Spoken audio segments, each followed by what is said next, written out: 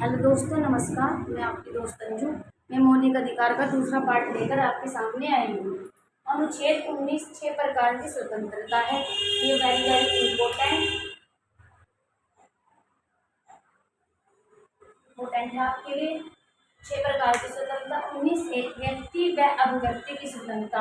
अभिव्यक्ति अपनी पर्सनैलिटी, अपना व्यवहार, इसकी स्वतंत्रता है। कौन से? अनुच्छेद 19 में। हमें अपने अधिकार, राइट पता होने चाहिए। इससे हम कुछ भी माने बात, हमें अधिकार नहीं पता और कानून हमारे पर कुछ उल्लंघन कर रहा है तो हमें राइट याद दिलवाएंगे कि हमारे अधिकार, आप किस किस किस बेस पे हमें गिरफ्तार कर रही हो, आप किस बेस से हमें बात कर रहे हो। तो हमें अपने राइट याद होने चाहिए। अनुच्छेद 19 से अभिव्यक्ति व्यक्ति एवं अभिव्यक्ति की स्वतंत्रता। अनुच्छेद 19 भी बिना हथियार पूर्वक हथियार पूर्वक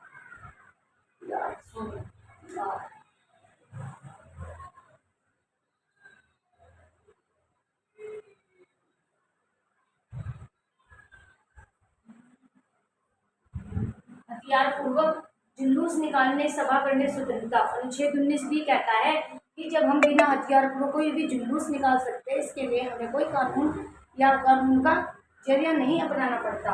अनुच्छेद 19 संघ या संगठन बनाने की स्वतंत्रता। संघ, जब 4-5 व्यक्ति संघ या संगठन जो भी समूह बनाता है उसकी स्वतंत्रता है अनुच्छेद सी में। अनुच्छेद 19 बी भारत क्षेत्र के भीतर आवागमन की स्वतंत्रता, आने जाने की स्वतंत्रता। भारत क्षेत्र के अंदर हमें आने जाने की, कहीं भी आने जाने की स्वतंत्रता है। उस पर कोई भी सरकार या कोई भी पुलिसकर्मी या कोई भी रोक नहीं सकता। ये आपको अपने राइट याद होने चाहिए। अनुच्छेद 19 भारत क्षेत्र के भीतर निवास करने की स्वतंत्रता। हम कहीं भी रहे पर अपना मूल निवास, पर अपने कि हम भारत के निवासी है, ये प्रूफ होना चाहिए। हम कहीं भी रहकर रह सकते हैं। ये अनुच्छेद 19 के में दिया गया है। फिर अनुच्छेद एफ संपत्ति का अधिकार, जो कानूनी अधिकार हो गया है, ये इसमें पहले पर बताया गया। अनुच्छेद 19 जी व्यापार करने की स्वतंत्रता। आप कहीं भी व्यापार कर सकते हो भारत में, ये हमें अनुच्छेद 19 जी बताता है। ठीक है। नोट, अनुच्छेद 19 में मीडिया की स्वतंत्रता, सूचना का अधिकार 2005 से लागू हुआ है। 2020 इंटरनेट के उपयोग से स्वतंत्रता का उल्लेख इसी के अंतर्गत किया जाता है। ठीक है। एक बार और रिपीट करा देती हूँ आपको। अनुच्छेद 19 में 6 प्रकार की स्वतंत्रता है। अनुच्छेद 19 ए व्यक्ति व अभिव्यक्ति की स्वतंत्रता। अनुच्छेद 19 बी बिना हथियार पूर्वक जुलूस निकालने की स्वतंत्रता। अनुच्छेद 19 सी संघ या संगठन या समूह बनाने की स्वतंत्रता। अनुच्छेद 19 डी भारत क्षेत्र के भीतर आवागमन की स्वतंत्रता, आवागमन मतलब आने जाने की स्वतंत्रता। अनुच्छेद 19 ये भारत क्षेत्र के भीतर निवास करना, आप कहीं भी निवास कर सकते हैं, इसकी कोई परमिशन लेने की जरूरत नहीं है, पर भारत का निवासी होना चाहिए और नागरिकता होनी चाहिए। अनुच्छेद 19 एफ संपत्ति का अधिकार, जो कानूनी अधिकार हो गया 44 संविधान के 44 संविधान के अनुसार। अनुच्छेद 19 जी व्यापार करने, कहीं भी आप स्वतंत्र हैं, कहीं भी व्यापार कर सकते हैं भारत के अंदर। नोट, अनुच्छेद 19 में मीडिया की स्वतंत्रता, जो प्रेस, जो रिपोर्टर होते हैं उनकी स्वतंत्रता, सूचना कहीं 2005 में लागू किया गया है। ठीक है। 2020 इंटरनेट के उपयोग से स्वतंत्रता का उल्लेख। आप कहीं भी इंटरनेट की सुविधा से कुछ भी स्वतंत्रता का उल्लेख किया जा सकता है। ठीक है, नोट कीजिए प्लीज।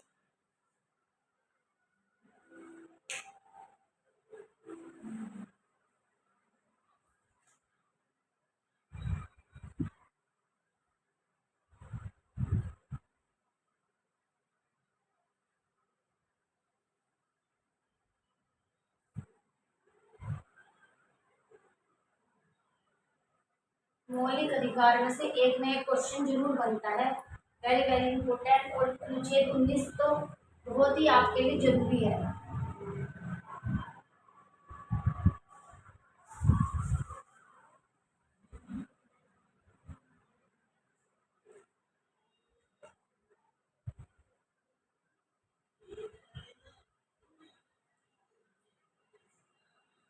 अनुच्छेद 20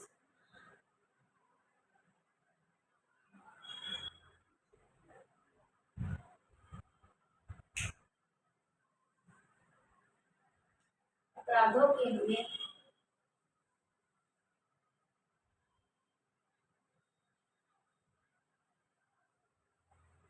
के लिए दोष सिद्धि सिद्धि के संबंध में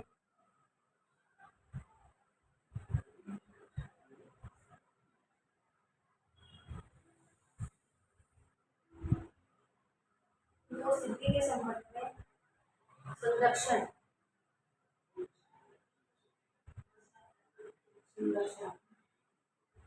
इसके अंतर्गत तीन प्रकार की इसके अंतर्गत तीन प्रकार की स्वतंत्रता आती है।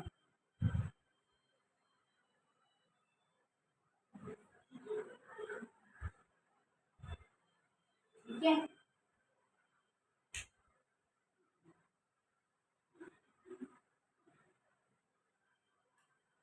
अनुच्छेद 20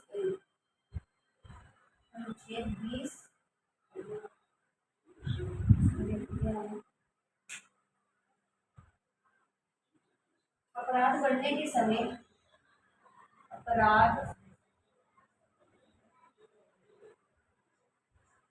करने के समय जो कानून लागू किया गया है जो कानून लागू किया गया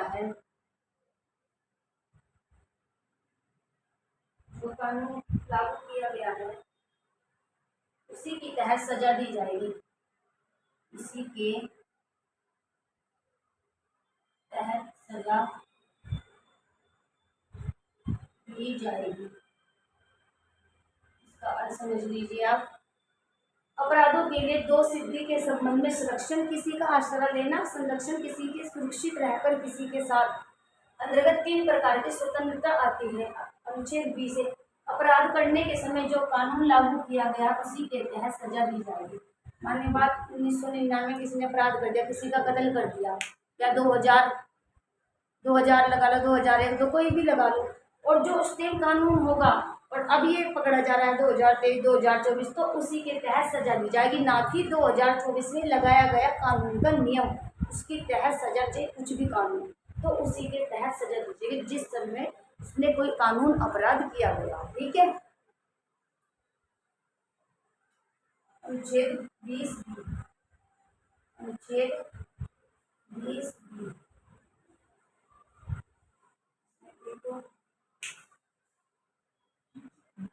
किसी भी अपराध के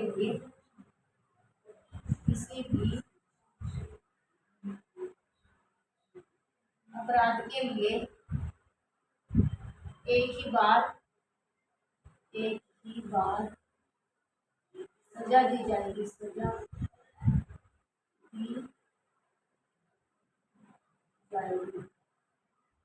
इसका अर्थ है किसी भी अपराध के लिए, हमारे पास हमने किसी का कत्ल किया, मर्डर किया, किसी की चोरी कर ली, कुछ भी समझ लीजिए, किसी भी अपराध के लिए एक ही बार सजा, बार बार नहीं कि जब भी मिल जाए, या हमने बार बार आज हमने गिरफ्तार कर लिया, सजा दे दी और छोड़ दिया, कल फिर किसी ने कर दिया, किसी ने हमारे यहाँ तो चोरी की थी, अरे भाई जब एक बार सजा दी गई तो दोबारा क्या मतलब है। तो इसी अनुच्छेद 20 के तहत किसी भी अपराध के लिए सिर्फ एक बार ही सजा, ना कि बार बार सजा दी जाएगी, चाहे उसने कितना भी अपराध किया।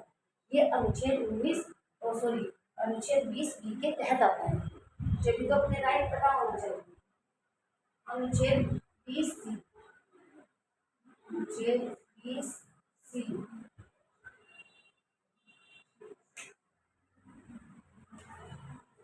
किसी भी व्यक्ति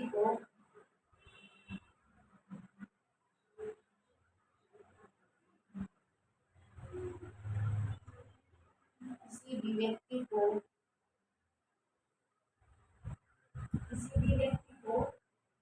श्रम के विरुद्ध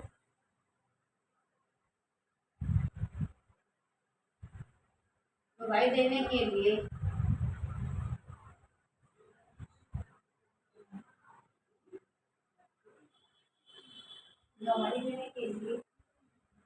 बाध्य नहीं किया जाता।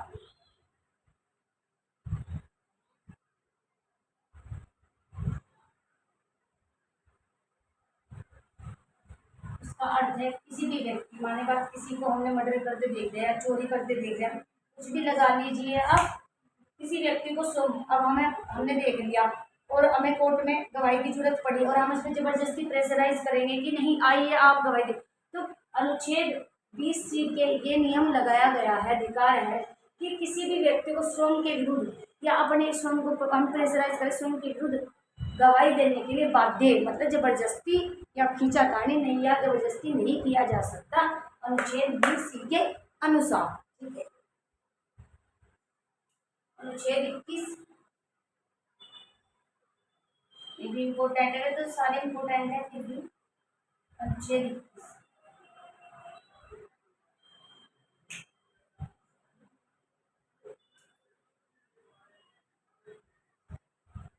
प्राण एवं देही स्वतंत्रता, जीवन जीने की स्वतंत्रता, जीवन जीने की स्वतंत्रता है।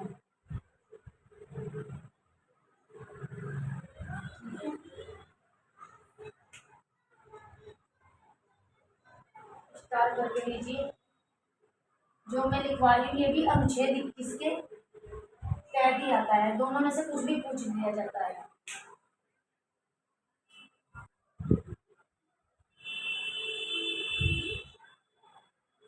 किसी भी व्यक्ति को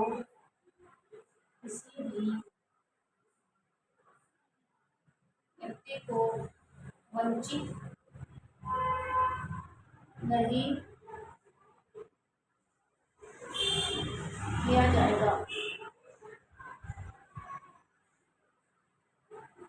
किसी भी व्यक्ति को वंचित नहीं किया जाएगा। निजता का उल्लेख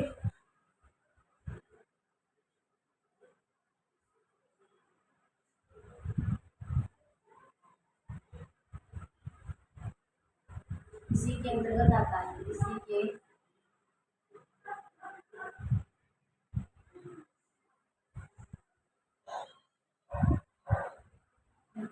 प्राण एवं देही स्वतंत्रता, जीवन जीने के अधिकार। भाई हम किसी भी तरीके से अपनी लाइफ जी सकते हैं, हमें कोई कानून बंदिश नहीं है, हमें कोई रोक नहीं सकता कि हमारी लाइफ में कैसे जीवन जिए।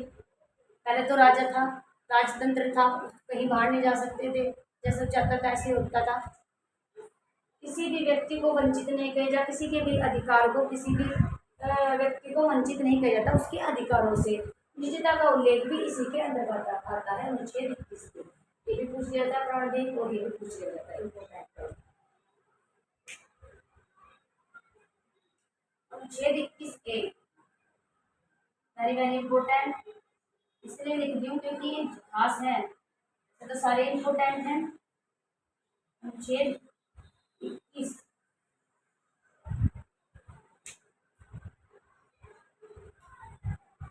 6 से 14 वर्ष के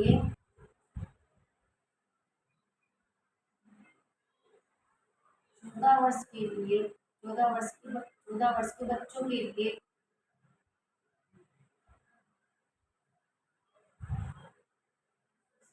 के लिए निःशुल्ककरण, मतलब कोई भी फीस ले लेंगे इसमें करण, निःशुल्ककरण का मतलब कोई फीस नहीं ली जाएगी।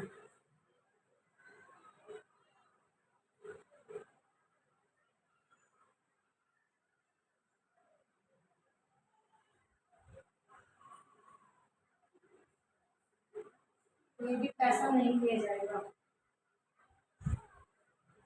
एवं अनिवार्य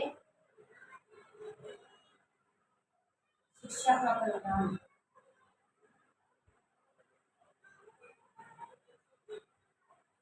शिक्षा का प्रावधान 86वां संशोधन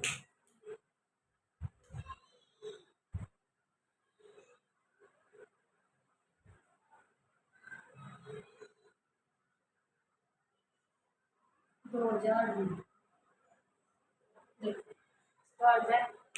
अनुच्छेद 21 6 से 14 वर्ष के बच्चों के लिए निःशुल्ककरण एवं अनिवार्य शिक्षा का प्रावधान 86वां संशोधन 2002 में लागू किया गया। ठीक है, ये बोल लिख लीजिए अनुच्छेद 22।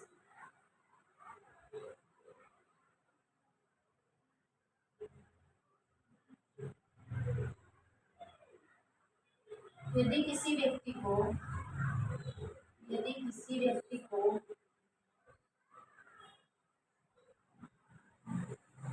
गिरफ्तार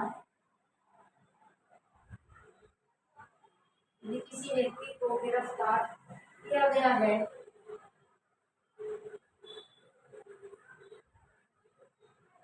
है तो उसे 24 घंटे के अंदर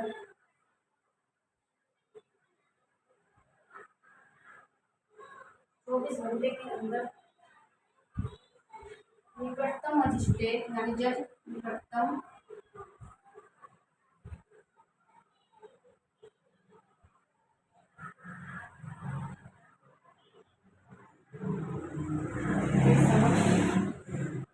उपस्थित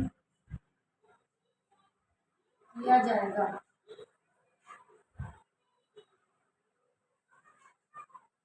इसका अर्थ है यदि किसी व्यक्ति को गिरफ्तार कर लिया, कोई भी जुर्म है, कोई भी गुनाह कर दिया उसने, तो उसे 24 घंटे के अंदर निकटतम कोई भी जज हो तो उसके समक्ष उपस्थित किया जाएगा। ये अनुच्छेद बताएगा। तो प्लीज़ आप सारा नोट कर लीजिए और ज़्यादा से ज़्यादा पढ़िए और इसके आगे का हम आपको कल बताएंगे। ठीक है, धन्यवाद।